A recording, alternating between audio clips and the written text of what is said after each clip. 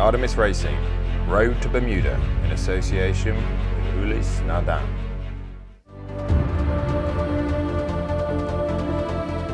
America's Cup is one of the world's most prestigious and historic races of all times, where the best and most talented sailors are pitted against each other in extreme flying catamarans that reach speeds up to 50 knots.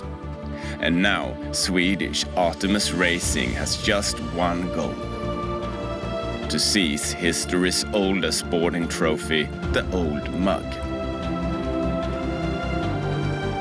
On board Artemis Racing is a total of 5 Olympic gold medalists in an international crew of sailors from Sweden, Denmark, England, and Australia.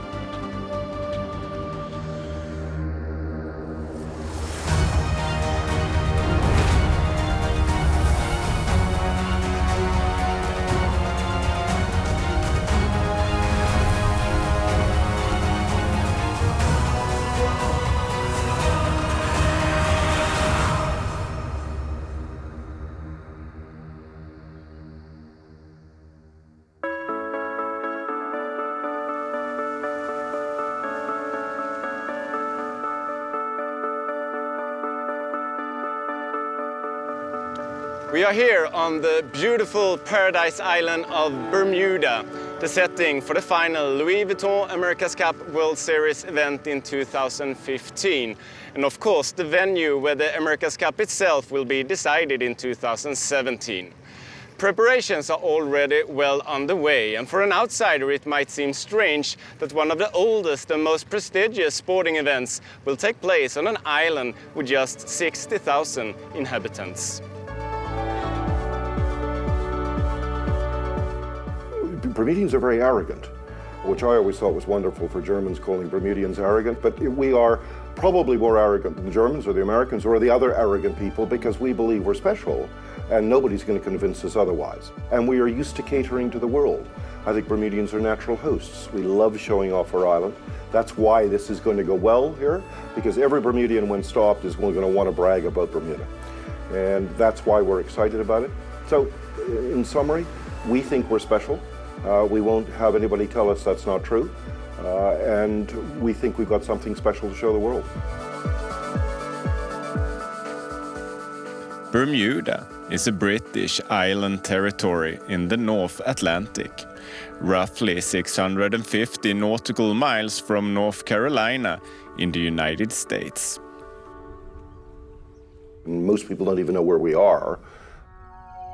But for us to end up as the host of the 35th America's Cup is extraordinary. And the opportunities it's going to give us, just simply in terms of, you're interviewing me today, you're talking about Bermuda and Sweden. This is happening all over the world. Hundreds of millions of people are going to be looking at the unique physical attributes of Bermuda, and we hope what they're going to be saying is, I want to go see that. We hope they're going to come in 2017, if not before. So just from a tourism perspective, and tourism is very important to us, it is a game changer. And much of what is currently happening on the small island circuits in one way or another about the America's Cup. People here know it's an opportunity that must not be mislaid. America's Cup will give Bermuda a boost into the future, not least financially.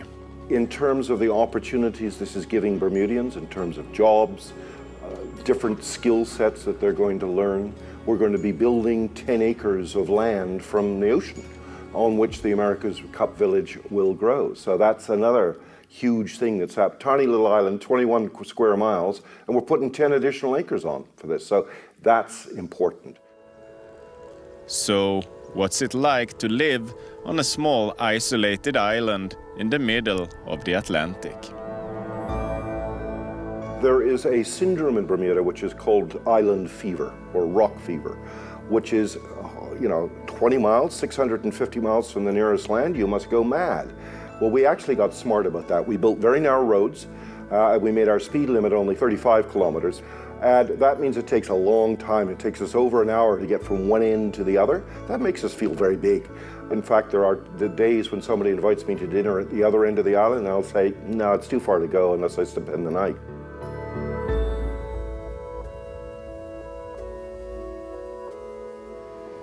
Freddie Loof and Anders Gustafsson have been joined by another Swede on board Artemis Racing.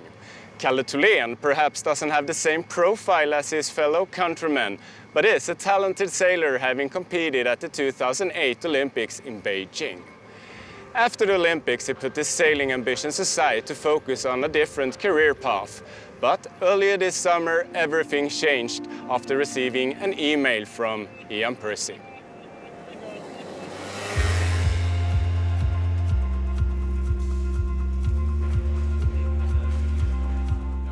Alltså när Ian hörde av sig så det var ju rätt speciellt. Jag var ute och tog någon öl med kollegorna på gamla jobbet och så fick jag ett mejl så... Oj, vad är det här nu? Så att det fick mig lite fjärilar i magen ett tag där. Så att då frågade han egentligen om jag ville komma över och testa med Artemis då. Och så har jag gjort det under perioder här nu då. Och någonstans tidigt i somras så kom vi väl överens om hur det skulle se ut för min position på teamet. Kalle is a exceptional athlete. I think he suits the new form of the sport, particularly the boats will race in the final event in 2017. Fitness demands are very hard for the four grinders. His powder weight tested well, and it was purely a statistical choice that he made the grade. Kalle Torlén is a talented athlete and dedicated a lot of time to his strict training regime during his 49er campaign. After retiring from Olympic sailing, he devoted himself to extreme sports and impressively finished 9th in the Swedish island-to-island race, an ultra race where participants run and swim a distance of 75 kilometers in Stockholm's archipelago.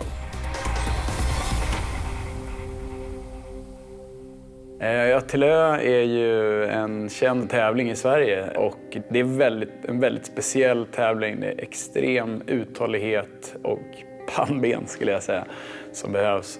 Skillnaden mot det som vi gör ombord på båten här är ju stor. Det är mycket mer explosivt här. Men jag tror att det som jag kan ta med mig är min träningsattityd och som sagt pannben. Att man får köra hårt för att bygga den kropp man behöver. Och sen använda den ombord på båten.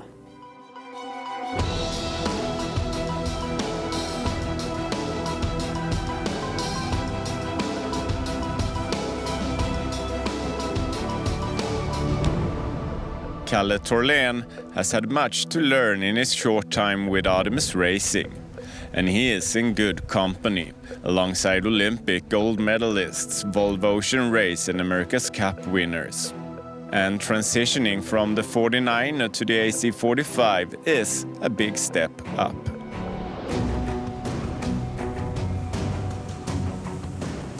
Ja, men att hoppa på de här båtarna, det är ju en riktig upplevelse och det liknar ju ingenting som jag har gjort innan. 49ern är snabb, men inte så här snabb.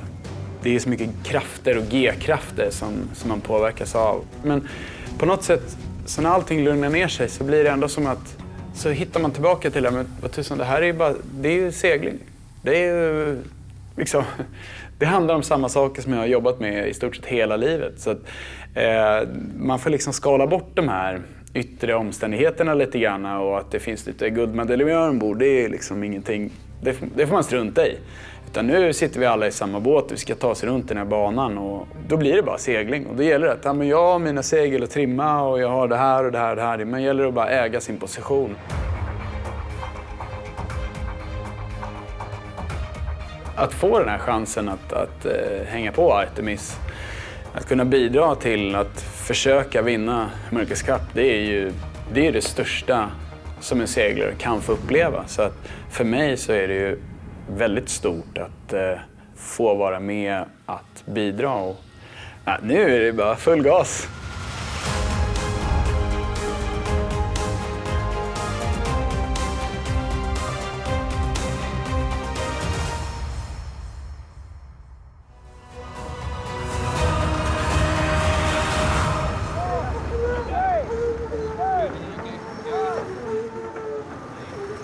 very close by Oracle. Incredible. I believe we are all clear. Great start. Race number 1 underway, and all bows now reaching towards mark number 1. Sweden's Artemis Racing made a great start in race 1 and led most of the way before being pipped by Oracle Team USA at the finish line. Will they win it? Yes, it looks like they've got it. Bows go down. Oracle Team USA wins the race. Man, look at that. A mess as they look to sort it out. Hopefully everybody's okay. The start of race 2 was dramatic. Just moments before the starting gun fired, Artemis Racing ducked behind the Japanese boat, and as skipper Nathan Outridge turned up towards the line, he was confronted with an umpire boat heading directly towards him. That was unbelievable. It is a miracle nobody got injured in that collision. We were shaping up to be in a good position below the fleet again, and an umpire boat came out of nowhere and we went straight over the top of them. Thankfully, everyone was okay. Boat was not in good shape, and Ian Murray was really nice and gave us a couple of extra minutes, abandoned the race to try and get the boat back together. We weren't sure if the wing was going to fall down, but we made a good assessment of the platform. Artemis actually could have the best start.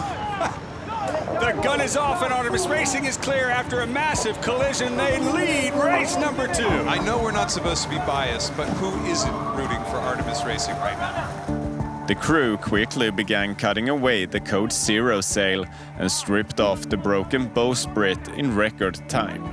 After a quick check for reliability and with less than 2 minutes to spare, the team lined up for the next start. Incredibly, they blasted off the starting line with more speed than anyone else and won not only the start, but also the second race. That is how it's done. Artemis Racing from Sweden with damage takes the race in fantastic fashion. Storybook. Could you script that any better?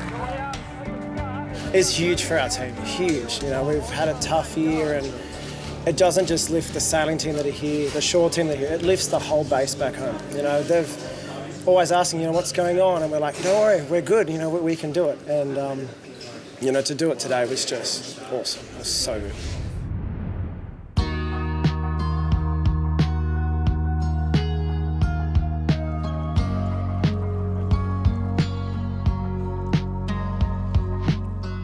The America's Cup has always attracted the most talented sailors from all over the world. Ben Ainslie, skipper of Land Rover Bar, with 4 Olympic gold medals and 7 World Championship gold medals, is one of the very best. He also belongs to a very exclusive group who has been knighted by the Queen, and his team has the full backing of the British government. So, Sir Ben Ainslie's goal is quite simple: to make history once again. We're very proud of being a British team trying to bring the America's Cup back to the UK for the first time in its history. And if we can achieve that goal, that would be very special for all of us. If anyone could succeed in winning the America's Cup and taking the event to the UK for the first time, it's Sir Ben Ainslie. He is one of sailing's biggest names and the most successful Olympic sailor of all time. Former IOC President Jacques Roche has often remarked that Ben is one of the greatest sportsmen in history. Ben himself is more modest. I was very proud when Jacques Roger thought that I had some likeness to Usain Bolt or Michael Phelps, but certainly it wasn't in the height stakes. But no, sailing is, you know, it's certainly at the Olympic level. It perhaps struggles for the profile of some other sports, and I think the point really that Jacques Roger was making is that, look, this is a serious sport. To compete at the highest level, you need to train harder than anyone else to be successful, as in all of these other top sports. At home, Ben Ainslie is a sporting hero and was selected to carry the British flag during the closing ceremony of the London Olympics in 2012. The knighted 38-year-old has an impressive Olympic pedigree, but that's not all. In 2013, he was tactician aboard Oracle Team USA when they won the last America's Cup. But now, as the boss of his own team, he's quick to downplay expectations. The biggest difference is we're a first-generation team. When I sailed with Oracle in the last America's Cup, I think it was its fourth or fifth iteration. And so these teams develop a lot now. And so the challenge for us is being a first-generation team in this Cup cycle. You have a lot of the issues of catching up with the existing teams like Artemis and Oracle Team USA, who are very, very strong. They have the assets, they have a lot of the intellectual property in place. And so for us, to a certain extent, we will always be playing catch-up through this cycle. And so we've got to be very smart about how we overcome those challenges. And it's going to take a lot of very strong teamwork to catch up and hopefully be able to outpace those guys in 18 months' time. Sailing is in Ben Ainslie's blood. His father Roderick was an elite sailor and took part in the first edition of the Whitbread Round the World race in 1973. Ben himself started racing at the age of 7, and his talent and feel for the sport was already there to see. Well, my dad was a huge inspiration for me, but I grew up in the middle of England.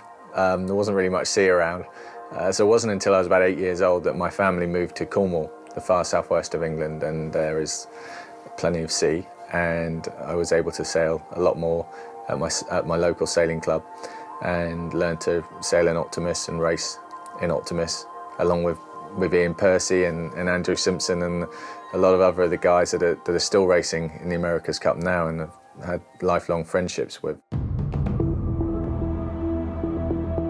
Ben Ainslie and Ian Percy now have the same dream and the same goal, to win the America's Cup. These childhood friends are now rivals and responsible for running their respective teams. Ian and I have, I guess we've known each other about 30 years now, which shows our age. And we've been great friends all of that time. You know, we've raced against each other a lot, mostly raced with each other or supporting each other in different Olympic classes. And we always managed to maintain a great friendship around the competitiveness. But, you know, we're both incredibly competitive people. We both want to win. And that's the same with this America's Cup 30 years later. But, you know, he's someone I have a huge amount of respect for. He's a fantastic sailor and a fantastic person. And so Artemis, apart from Land Rover BAR, Artemis is our favourite team.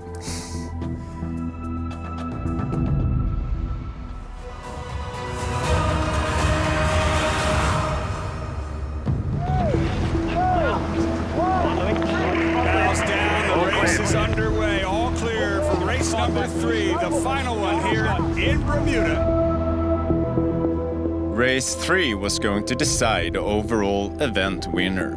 And it was a contest between Sweden's Artemis Racing and Oracle Team USA. Whoever finished strongest in the final race would take home the overall event victory. The Americans had a bad start and Artemis looked to be in control. But the reigning America's Cup champions came back strongly. Oracle back in the mix. Big comeback on this leg. Artemis Racing has to duck Oracle, so a huge comeback by Oracle Team USA in this leg. They get ahead of Artemis Racing. It appeared as though victory had slipped through the hands of Artemis Racing. But after pulling off a foiling jibe in the final run to the line, the Swedish team overtook Oracle Team USA in impressive fashion to take the overall victory. Artemis gets around in front of Oracle Team USA. Fantastic finish at the last minute. That might be good enough to win this overall event right now, Tucker. Det var ju lite dramatik även där får man väl säga. För jag tror att lite psykologiskt så visste vi att vi inte behövde vinna det. Så vi gick ut lite mjukare i starten och så tappade vi några båtar. Så vi var ju nere på 5 där ett tag. Då kände vi att nej, men det här funkar inte riktigt. Och sen så drog vi av några riktigt bra manövrar på sista. En riktigt fin jipp in i mål egentligen. Sista jippen in i mål. Och där Oracle gick på andra kanten och gjorde en dålig jipp istället. Så då kunde vi spruta champagne efter racet istället. The joy and relief on board Artemis Racing was clear to see. It was an important victory for the team who had struggled in the first two events in Portsmouth and Gothenburg. The win also put down an important marker in the waters where the America's Cup final will be decided in 2017. Yeah, I sprayed it everywhere. Then someone sprayed it on me and then it went all over the place. So I stink of champagne and I love the smell of it.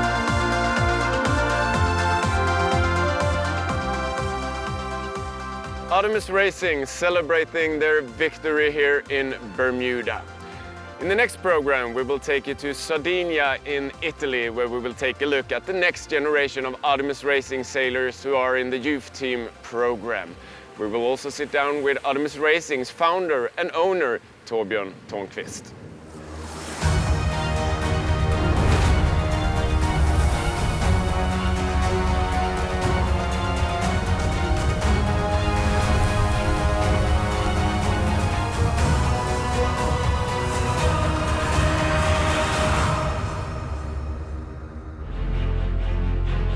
Artemis Racing, Road to Bermuda in association with Ulis Nadan.